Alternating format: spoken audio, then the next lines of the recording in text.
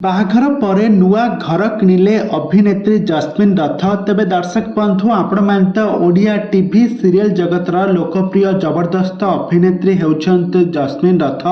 ତାଙ୍କର ସୁନ୍ଦର ଅଭିନୟ ଆପଣମାନେ ଦେଖିଥିବେ, କିନ୍ତୁ ବାହାଘର ପରେ ହଠାତ୍ ଏମିତି ଗୋଟେ ଆଲିଶାନ ଘର କିଣିବାର ମାନେ କ'ଣ, ଆଉ ଏତେ କୋଟି ଟଙ୍କା ତାଙ୍କ ପାଖରୁ କୁଆଡ଼େ ଆସିଲା? ଆଜି ଆସନ୍ତୁ ଏ ସମ୍ପର୍କରେ ସମ୍ପୂର୍ଣ୍ଣ ବିବରଣୀ ଜାଣିବା।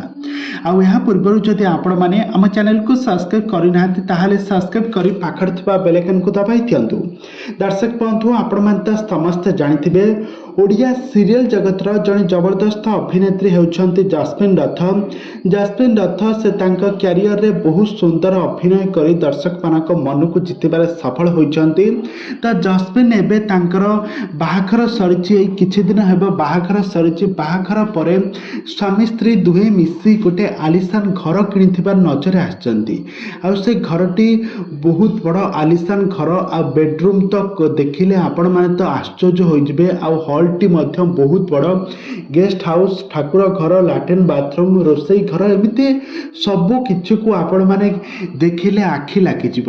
ଏମିତି କିଛି ଘରର ଡିଜାଇନ୍ କରିଛନ୍ତି, ଆଉ ବାସ୍ତୁଶାସ୍ତ୍ର ଅନୁଯାୟୀ ଘରକୁ ଏମିତି ଭାବରେ ସଜାଇ ରଖିଛନ୍ତି ଯିଏ ଦେଖିବ ସେ ଆଶ୍ଚର୍ଯ୍ୟ ହୋଇଯିବ। ତେବେ ଦର୍ଶକ ବନ୍ଧୁ, ଜସ୍ମିନ୍ ରଥ ତାଙ୍କ କ୍ୟାରିୟର ଆଉ ତାଙ୍କ ସ୍ତ୍ରୀ ତେବେ ଦର୍ଶକ ବନ୍ଧୁ, ଜସ୍ମିନ୍ଙ୍କ ସ୍ୱାମୀ ଜଣେ ହେଉଛନ୍ତି ସଫ୍ଟୱେୟାର ଇଞ୍ଜିନିୟର, ଆଉ ତାଙ୍କର ଜଣେ ଭଲ ଡିଜାଇନର ସାଙ୍ଗ ଥିଲେ। ଆଉ ତାଙ୍କ ସାଙ୍ଗ ତଥା କହିବା ଅନୁଯାୟୀ ଏମିତି କିଛି ଘର ତିଆରି କରିଥିଲେ। ଜସ୍ମିନ୍ ରଥଙ୍କର ଏହି ଆଲିଶାନ ଘର ଆପଣମାନଙ୍କୁ କେମିତି ଲାଗୁଛି?